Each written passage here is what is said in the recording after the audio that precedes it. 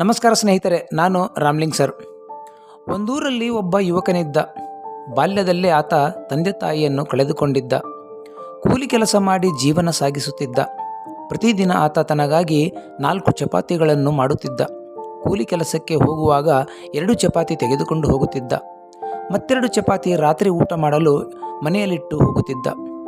ಆದರೆ ಸಾಯಂಕಾಲ ವಾಪಸ್ಸು ಬರುವಷ್ಟರಲ್ಲೇ 1 ಚಪಾತಿ ಮಾಯವಾಗುತ್ತಿತ್ತು. ತನಗಾಗಿ ಇಟ್ಟ ಚಪಾತಿ ಯಾರು ತಿನ್ನುತ್ತಿರಬಹುದೆಂದು ಚಿಂತೆಯಲ್ಲಿರುತ್ತಾನೆ. ಪ್ರತಿದಿನದಂತೆ ಆತ ಕೂಲಿ ಕೆಲಸಕ್ಕೆ ಹೋಗುತ್ತಾನೆ. ಆದರೆ ಆ ದಿನ ನಿರಂತರವಾಗಿ ಮಳೆ ಸುರಿಯುತ್ತಿರುತ್ತದೆ. ಹಾಗಾಗಿ ಮನೆಗೆ ವಾಪಸ್ಸು ಬರುವಾಗ ತನ್ನ ಗುಡಿಸಲಿನ ಬಳಿ ಇರುವ ನಾಯಿ 2 ಚಪಾತಿಗಳಲ್ಲಿ 1 ಚಪಾತಿಯನ್ನು ಮಾತ್ರ ತೆಗೆದುಕೊಂಡು ಹೋಗುತ್ತಿತ್ತು. ಆಗ ತಕ್ಷಣ ಯುವಕ ಓಡಿ ಬಂದು, ನನ್ನ ಚಪಾತಿ ಏಕೆ ತಿನ್ನುತ್ತಿದ್ದೀಯಾ ಎಂದು ನಾಯಿಗೆ ಕೇಳುತ್ತಾನೆ. ನನ್ನ ಜೀವನ ತುಂಬ ಸಂಕಷ್ಟದಲ್ಲಿದೆ. ಮಳೆಯಿಂದಾಗಿ ಇಂದಿನ ಕೆಲಸವೂ ಹೋಯಿತು. ನನಗಾಗಿ ಮಾಡಿದ ಚಪಾತಿ ನೀನೇಕೆ ತಿನ್ನುತ್ತಿದ್ದೀಯಾ ಎಂದು ಕೇಳುತ್ತಾನೆ. ಇದು ನನ್ನ ಚಪಾತಿ. ನಿಮ್ಮ ಅಮ್ಮ ಪ್ರತಿದಿನ ನನಗೆ 1 ಚಪಾತಿ ಕೊಡುತ್ತಿದ್ದಳು. ಅಮ್ಮ ಸತ್ತು ಹೋದ ನಂತರ ನನ್ನ ಪಾಲಿನ ಚಪಾತಿ ನೀನೇ ತಿನ್ನುತ್ತಿದ್ದೀಯಾ ಎಂದು ವಾದ ಮಾಡಿತು. ನನಗಾಗಿ ಮಾಡಿದ ಚಪಾತಿ ನಿನ್ನ ಪಾಲಿನದ್ದು ಹೇಗಾಯಿತು ಎಂದು ಕೇಳುತ್ತಾನೆ. ಆಗ ಈ ಚಪಾತಿ ಯಾರ ಪಾಲಿಗೆ ಸೇರಬೇಕೆಂಬುದನ್ನು ನೀವು ಗೌತಮ್ ಬುದ್ಧನಿಗೆ ಕೇಳಬೇಕು. ಒಂದು ವೇಳೆ ಗೌತಮ್ ಬುದ್ಧ ಈ ಚಪಾತಿ ನಿನ್ನದೆಂದು ಹೇಳಿದರೆ ನಾನು ಚಪಾತಿ ತಿನ್ನುವುದಿಲ್ಲವೆಂದು ನಾಯಿ ಹೇಳಿತು. ಆಗ ಆ ಯುವಕ ಚಪಾತಿ ಯಾರ ಪಾಲಿಗೆ ಸೇರಬೇಕೆಂಬ ಪ್ರಶ್ನೆಗೆ ಉತ್ತರ ಕೇಳಲು ಗೌತಮ್ ಬುದ್ಧನ ಬಳಿ ಹೋಗುತ್ತಾನೆ. ದಾರಿಯಲ್ಲಿ ಹೋಗುವಾಗ ಜೋರಾಗಿ ಮಳೆ ಸುರಿಯುತ್ತಿರುತ್ತದೆ. ಆಗ ಅಲ್ಲೊಂದು ಗುಡಿಸಲು ಕಾಣಿಸುತ್ತದೆ. ಅಲ್ಲಿ ಹೋಗಿ ಆಶ್ರಯ ಪಡೆಯುತ್ತಾನೆ. ಆ ಗುಡಿಸಲಿನಲ್ಲಿ ಒಬ್ಬ ಮಹಿಳೆ ಇದ್ದಳು. ಆಕೆಗೆ ಒಬ್ಬ ಮಗಳಿದ್ದಳು. ಎಲ್ಲಿಗೆ ಹೋಗುತ್ತಿದ್ದೀಯಾ ಮಗು ಎಂದು ಆ ಯುವಕನಿಗೆ ಕೇಳಿದಾಗ, ಗೌತಮ್ ಬುದ್ಧನ ಬಳಿ ನನ್ನ ಪ್ರಶ್ನೆಗೆ ಉತ್ತರ ಕೇಳಲು ಹೋಗುತ್ತಿದ್ದೇನೆ ಎನ್ನುತ್ತಾನೆ. ನನ್ನ ಮಗಳು ಮೂಕಿಯಾಗಿದ್ದಾಳೆ. 18 ವರ್ಷದಿಂದ ಮಾತಾಡುತ್ತಿಲ್ಲ. ಮಾತು ಯಾವಾಗ ಬರುತ್ತದೆ ಎಂದು ನನ್ನ ಪ್ರಶ್ನೆಗೆ ಉತ್ತರ ಕೇಳಿಕೊಂಡು ಬಾ ಎಂದು ಹೇಳಿ ಕಳುಹಿಸುತ್ತಾಳೆ. ಸ್ವಲ್ಪ ದೂರ ಹೋದ ನಂತರ ಅಲ್ಲೊಂದು ಬೆಟ್ಟವಿತ್ತು. ಪ್ರಯಾಸದಿಂದ ಬೆಟ್ಟ ಹತ್ತುತ್ತಿದ್ದ. ಅಲ್ಲಿ ಒಬ್ಬ ಜಾದುಗಾರ ತಪಸ್ಸು ಮಾಡುತ್ತಿರುತ್ತಾನೆ.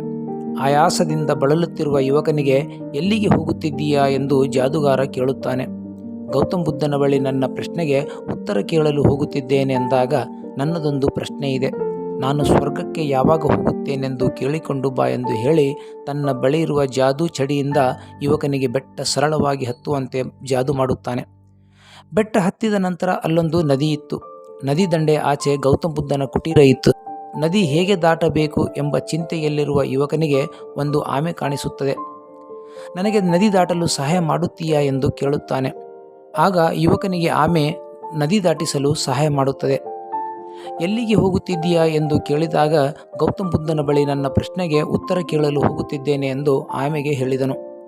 ನದಿ ದಾಟಿಸಿದ ನಂತರ ಸುಂದರವಾದ ನವಿಲು ಆಗುವ ಆಸೆ ಇದೆ.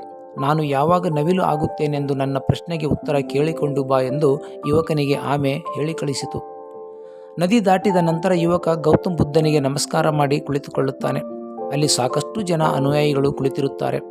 ಯಾರೇ ಪ್ರಶ್ನೆ ಕೇಳಲಿ 3 ಪ್ರಶ್ನೆಗಳನ್ನು ಮಾತ್ರ ಕೇಳಬೇಕೆಂದು ಬುದ್ಧ ಹೇಳುತ್ತಾನೆ. ಆಗ ಆ ಯುವಕನಿಗೆ ಚಿಂತೆಯಾಗುತ್ತದೆ. ಏಕೆಂದರೆ ತನ್ನ ಬಳಿ 4 ಪ್ರಶ್ನೆಗಳಿದ್ದವು.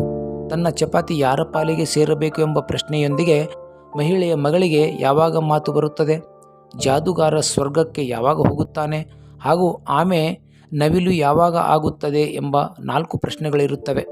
ನಾನಂತೂ ಕೆಲಸ ಮಾಡುತ್ತಿದ್ದೇನೆ. 4ರಲ್ಲಿ 1 ಚಪಾತಿ ಬಿಟ್ಟರೆ ನಾನೇನು ಸಾಯುವುದಿಲ್ಲ. ನನಗಾಗಿ ಸಹಾಯ ಮಾಡಿದವರ ಪ್ರಶ್ನೆ ಮೊದಲು ಕೇಳಬೇಕೆಂದು ನಿರ್ಧರಿಸುತ್ತಾನೆ. ಯುವಕ ಪ್ರಶ್ನೆ ಕೇಳಿ ವಾಪಸ್ಸು ಬರುವಾಗ ನದಿಯ ದಂಡೆಯಲ್ಲಿ ಆಮೆ ಕುಳಿತಿರುತ್ತದೆ. ಯುವಕನಿಗೆ ನದಿ ದಾಟಿಸಿದ ನಂತರ ನನ್ನ ಪ್ರಶ್ನೆಗೆ ಗೌತಮ್ ಬುದ್ಧ ಏನೆಂದರು ಎಂದು ಕೇಳುತ್ತದೆ. ನಿನ್ನ ಮೇಲ್ಪದರು ತೆಗೆದರೆ ಸಾಕು, ನೀನು ನವಿಲು ಆಗುತ್ತೀಯಾ ಎಂದಾಗ ಆಮೆ ತನ್ನ ಮೇಲ್ಪದರು ತೆಗೆದು ಹಾಕಿತು. ಅದರಲ್ಲಿ ಮುತ್ತು ರತ್ನಗಳಿದ್ದವು. ಈ ಮುತ್ತು ರತ್ನಗಳನ್ನು ನಾನೇನು ಮಾಡಲಿ, ನೀನೇ ಇಟ್ಟುಕೋ ಎಂದು ಹೇಳಿ ಆಮೆ ನವಿಲಾಗಿ ಮಾರ್ಪಟ್ಟಿತು. ಬೆಟ್ಟ ಹತ್ತುವಾಗ ಸಹಾಯ ಮಾಡಿದ ಜಾದುಗಾರ ಅಲ್ಲೇ ತಪಸ್ಸು ಮಾಡುತ್ತಿರುತ್ತಾನೆ. ನನ್ನ ಪ್ರಶ್ನೆಗೆ ಗೌತಮ್ ಬುದ್ಧ ಏನೆಂದರು ಎಂದು ಕೇಳಿದಾಗ, ನಿನ್ನ ಕೈಯಲ್ಲಿರುವ ಜಾದೂ ಚಡಿ ಬಿಡಬೇಕು, ಆಗ ನೀನು ಸ್ವರ್ಗಕ್ಕೆ ಹೋಗುತ್ತೀಯಂತೆ ಎಂದು ಹೇಳಿದರು. ಹಾಗಾದರೆ ಈ ಜಾದು ಚಡಿ ನಾನೇನು ಮಾಡಲಿ, ನೀನೇ ಇಟ್ಟುಕೋ ಎಂದು ಆ ಯುವಕನ ಕೈಗೆ ಕೊಟ್ಟು ಜಾದುಗಾರ ಸ್ವರ್ಗಕ್ಕೆ ಸೇರುತ್ತಾನೆ. ಗುಡಿಸಲಿನ ಬಳಿ ಮಹಿಳೆಯು ಆ ಯುವಕನಿಗಾಗಿ ಕಾಯುತ್ತಿರುತ್ತಾಳೆ. ಗೌತಮ್ ಬುದ್ಧ ನನ್ನ ಪ್ರಶ್ನೆಗೆ ಉತ್ತರ ಕೊಟ್ಟರೆ ಎಂದು ಮಹಿಳೆಯು ಯುವಕನಿಗೆ ಕೇಳುತ್ತಾರೆ. ನಿನ್ನ ಮಗಳಿಗೆ ಯಾವಾಗ ಮದುವೆ ಮಾಡಿಸುತ್ತೀಯೋ ಆ ದಿನದಿಂದ ನಿನ್ನ ಮಗಳಿಗೆ ಮಾತು ಬರುತ್ತದೆ ಎಂದು ಹೇಳಿದ್ದಾರೆ ಎಂದಾಗ ಹಾಗಾದರೆ ನನ್ನ ಮಗಳಿಗೆ ನೀನೇ ಮದುವೆಯಾಗು ಎಂದು ಹೇಳುತ್ತಾಳೆ. ಆಗ ಆ ಯುವಕ ಆ ಮೂಕಿಯೊಂದಿಗೆ ಮದುವೆ ಮಾಡಿಕೊಳ್ಳುತ್ತಾನೆ. ನಂತರ ಆಕೆಗೆ ಮಾತು ಬರುತ್ತದೆ. ಗೌತಮ್ ಬುದ್ಧನ ಬಳಿ ಯುವಕ ತನ್ನ ಪ್ರಶ್ನೆ ಮೊದಲು ಕೇಳಲಿಲ್ಲ. ತನ್ನ ಪ್ರಶ್ನೆ ತ್ಯಾಗ ಮಾಡಿ ತನಗಾಗಿ ಸಹಾಯ ಮಾಡಿದವರ ಪ್ರಶ್ನೆ ಮೊದಲು ಕೇಳುತ್ತಾನೆ.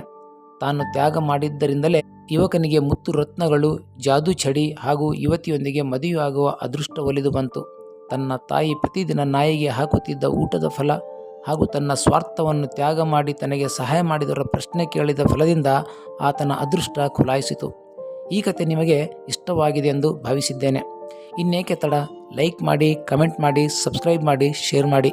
ಮತ್ತೊಂದು ಕುತೂಹಲಕಾರಿ ಮಾಹಿತಿಯೊಂದಿಗೆ ಭೇಟಿಯಾಗೋಣ. ನಮಸ್ಕಾರ.